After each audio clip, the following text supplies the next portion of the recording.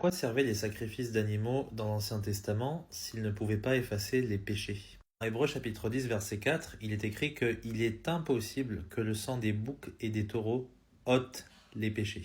Mais du coup, à quoi ça sert que Dieu y mette tout ce système qui a l'air extrêmement compliqué a priori en place sous l'Ancienne Alliance pendant des siècles et des siècles jusqu'à la venue de Jésus-Christ? Alors ce n'est pas parce que c'est le cas que ça veut dire qu'ils n'offraient pas du tout de pardon, ces sacrifices. Bien sûr qu'ils offraient une forme de pardon, mais ils étaient aussi conçus pour autre chose. Pour enseigner la gravité du péché et le besoin de réconciliation avec Dieu.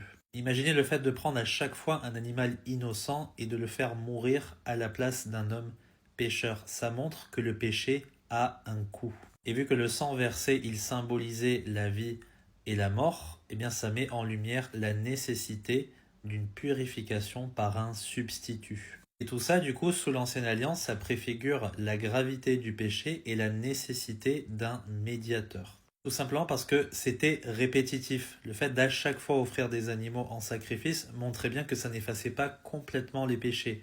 Or, en Jésus-Christ, il y a un ultime sacrifice parfait. C'est pour ça que Christ, il vient accomplir l'Ancien Testament et il va mettre un Nouveau Testament en effet par sa mort à la croix, par son propre sang qui coule puisqu'il est l'agneau de Dieu qui ôte le péché du monde. Et Hébreu nous dit que par une seule offrande, il a amené à la perfection pour toujours ceux qui sont sanctifiés. Pas par des offrandes continuelles de Jésus-Christ, non.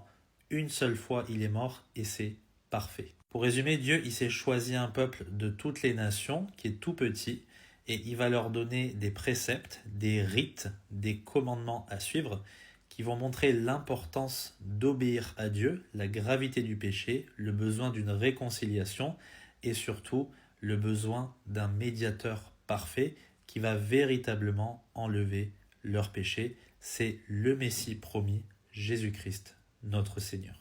J'espère que c'est clair, que Dieu vous bénisse.